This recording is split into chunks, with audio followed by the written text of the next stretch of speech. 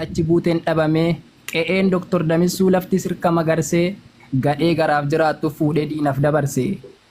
Kabajarraa fuudhanii qabeenya isaanii hubaa ilma namaa rasaasan mana ibiddaan gubaa lafa qonna dhoowwanii maasan marga magarsee hawaasa duraan quufaa amma beelaaf dabarsee kan qotee facaafate hin dandeenye haammatu maatiin gargar faca'ee ilmaan ofii dhaammatu inni itti dafqee haame akkamiin ooyidaa geessaa qe'ee lagachiisanii hin waraanamaaf dheessa rasaasan doorsifamnaan hallayyaa keessa lixxee qabeenya sisaamanii ilmaan kee beelli fixxee biyyi uf bira darbee ormaayyuu kennee sooru waraanan hiyyoomsanii imimmaan irraan qooru lammiin lammatan jiruu dhaqqabadhu yaa firaa qe'een dur quufaa nyaatu har'a beela'een jira carraan keenya ta'e kaateennee du'a lakkaa'uu soddomni lubbuun darbee 11 madaa'uu jennee du'aa lakkoofna walii rifatuun hafee faca'uu keenya argaa ormi nu cabse lafee imimmaan nurraan qooru garba boo'ichaa taanee cabnee harkan kennanne lollees bilisan baane warra kolfaamaaf taane hadhaa du'aaf gidiraan keessi keenya gubatee dhiiga sirkaa lola'u jira namni hubate warri namummaan beekne nu nyaatuuf ilkaan qaree boqonnaa nu dhoowwanii gidiraan daangaa taree qe'een keenya guyyarraa maaliif reeffa simatu mootummaa gurri cufa rakkoo eenyutti himatu dukkanaan haguugamnee nu harkaa badus malli rabbirraa abdiin kun nu jira gaaf tokko falli doorsifni nutti cimee arguu nu dhoorgus barii obsinee yoo eegganne bari'uun ooltu tarii u'uu jedhanii boo'u sagalee ol qabanii imimmaan gatii dhabe deebii tokko dhabanii iyya dhageettii dhabe gurra cufatta laaltee aangoon qubaan filaman miidhama sabaa caaltee innumti duraan beeknu yoo wallaalame garrii yeroo itti eegganna in komatamu barrii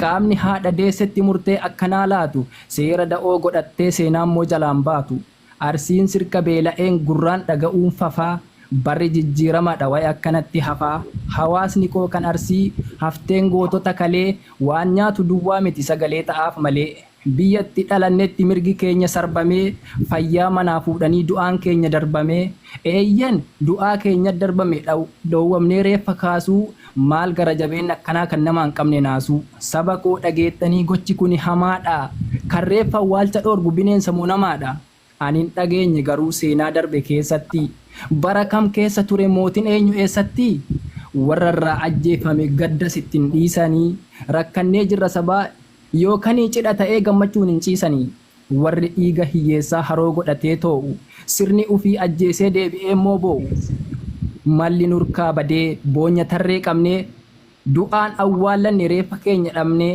gareen ajjeeftotaa warri dhiiga xuuxxan nutti himtuu dabaree boru eessaf luuxxan seera uumaa keessatti hin agarre aadmaleessaa lakki amalli namummaa kanan turre kaleessaa dhaloota gocha badaa hojjechuun hin yaachifne dhaloota seenaa gaarii ilmaan ofiin dhaalchifne egaa yoo walii galan malee wal qabnaan maqaa dhaaree yoo walii tolan malee wal faarsuun galaa dhaaree lammii koo oromoo bitaaf mirga kee laali rakkoo qofa lallabnu furmaanni keenya maali rakkoon nageenyaa cimee nu dhoowwe baanee galuu qe'ee ulfina qabuuf kun silaa har'an malu biyyi arsiif hin taane kutaa kamiifuun taatu kan harmee koo boochise harmee keetillee naatu ayyi Itoophiyaa biyya gaarii lagattee ittiin beekamtu cubbuun biyya namni ragasaa salphatti baatu lubbuun dhaloota dhumaa taanee hin gannu aadaa durii rakkoo wal baasuun hafee walitti hin dibnu xurii arsiin sabaa fi malee jiraateen beeku garaa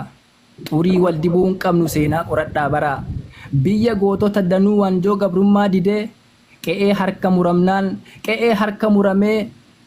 qe'ee harkaaf harmi muramee ifa kana nuu fide arsoomni qorsooma'ee hangafa aadaaf safuu seenaa baay'ee hojjetan kan dhalootatti hafuu bara mootii minilik bara dukkanni cimii goota seenaa jijjiire leenjisoo dhiigaa himii qe'een jeneraal waaqoo saanduqa gootaa kuusu warri kilaashin lolee xiyyaara samii buusu eeyyen arsiidha gootonni maanaa sabaa baatu kan diina jilbiiffanne warri iccitii nyaatu bu'uura qabsoo oromoo haaji aadamii saaddoo goota xalayaa nyaatee diinatti ta'e yaaddoo michuun akka jaalnadhii oromummaa diriirsee ufii jiraan dhabamee dhaloota immoo hiriirsee arsii hambaa goototaa warra lolee moo'atu burqaa atileetotaa kan addunyaa to'atu qe'ee maraataa qabee uffisee galchu carqii, warra biyyattii fiigee galii taasisu warqii, warra gaafa dubbatu lammirraa gumaa fixu, hayyoota cal'isullee onnee ummataa lixu, warra maalummaa qabsoo ifanuu godhe falmee,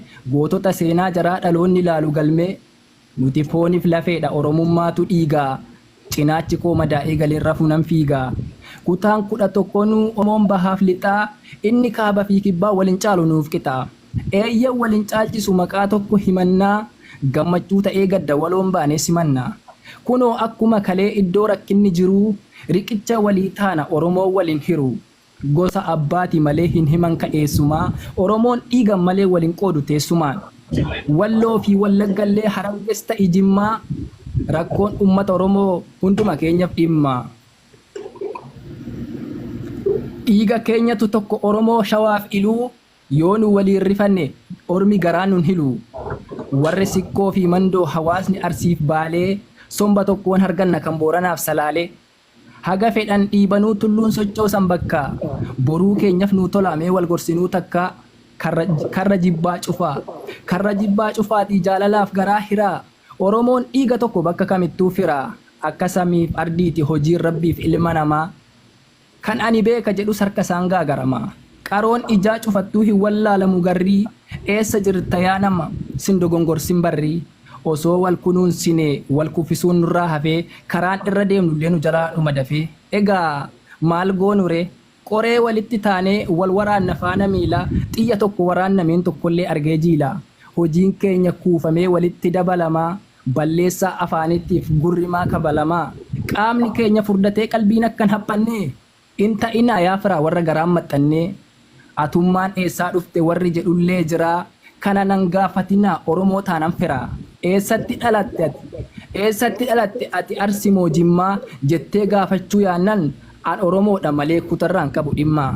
Dhiifama sin gaafadhu qabaa waanan balleesse, walaloon tiyya kunoo gara xumuraa geesse. Haguma wallaala koo ergaa qabu tarreessaa, saba koof galaa jiru walaloo nan barreessaa. Kalee harkaan barreesse cobsee qalama kiyyaa, har'a sin dhageessisuuf kunoo sagaleen iyyaa. Ergaa kiyya xumure amma sin dhageeffadhaa, dogoggora qabaannan gorsaana sirreeffadhaa. Galatoomaa hundinuu xiqqaaf guddasoon jennee, abbaan sagantaa koottu ammaayikii siif kenne. Galatooma. Diiniin gaddaabannaan duniyaa maal abbaasaa, nama rabbiif kenne isatu badhaasa. Galatooma. Warri dhibee saba isaa aade hirriba dhabee, kan akka wal agarruuf mataa walitti qabe. Galatooma hundinuu xiqqaaf guddasoon jennee, kan sheer godherraa kaasee hamma kalleenca kenne.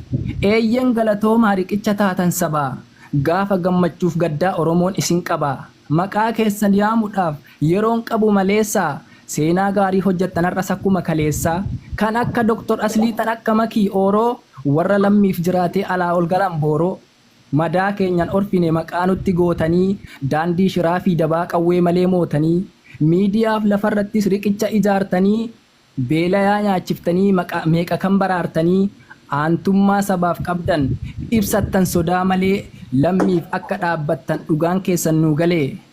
Eeyyen Dr. Asliif caba lammii okkolta imimmaan kee cobsitee, misaa'ila arrabaa sitti darbi obsitee. Ati dhugaaf jiraatta sharafteen beektu irbuu, abbaan fedhe seenaa kee xurii dibellee sirbu. Eeyyen rakkoo sabaa lallabde sagalee kee ol kaaftee, hawaasa dhugaa dhabe miidiyaa gubbaa baaftee. Waan kanaan wal fakkaatu baay'een hojjannee kalee, maaltu ta'e waan haaraan sabaaf dubbate malee. Akkuma Walloof Wallaggaa iyyee hirriba dhabee, har'as akka gaafsanii guyyaa gargaarsaa qabee. Simbo qabeessa gurbaa sanyii leenjisoo diigaa, dhugaa dabde deebisuuf halkaniif guyyaa fiigaa. Haamilee wal cabsina miidiyaarraa wal nyaannaa, wal kunuunsuu hin dandeenyu maqaa immoo walii laanna. Eluu koo xiiqayaa guyyaa rakkoo sabaaf birmatu dafee, kan dantaa lammii dursu hir'allee jira. Xiiqayaa guyyaa rakkoo sabaaf birmatu dafee, kan dantaa lammii dursu har'allee jira hafee. Kan madaa ummata isaa kulkulatu rifatee, sabaaf sagalee ta'uu yoomin dhiise hifatee. Hirriba itti dhabe lammiif ta'ee sagalee, hawaasa isaa ol qabuuf nama ta'e dagalee. Hin ta'u harka mur hin teenne harka maree gaafa lammiin saa cabu. Galatoomi iloo koo ani jecha siin qabu. Leenca baddaa baaleeti sanyii aliyyii cirrii eeyyen haftee gootati kun shakkiin qabu sirrii. Maakii oodhotiif. Maakii fakkeenya shamarranii sammuu bilisaa qabdu. Gaafa gammachuuf gaddaa ummata biraan dhabdu. Rakkoo sabaa qooddattee wajjin baadhatti qixxee. Haqa ummataa lallabdi miidiyaa hunda lixxee. Qaxalee mootii durbaa qilleensan hin raafamne. Tan oromummaan ishee yoomuu irraan baafamne. Ayyaan qabeettiin talaa sanyii elemoo qilxuu miidhama qomoo irraa tasallee uf hin hiltu. Waccisiiftuu diinotaa tan sagalee rasaasaa lafa kaayyoo nanqisu shirri gadheef basaasaa. Galatooma. Galatooma baay'ee. Allahu akbar. Allahu akbar. Galatoomii baabaa kiyya ulfaadha. Guddadhu galma ga'e. Galatooma miira keessa nu Bara akkaataa isaatti dhaggeeffatu.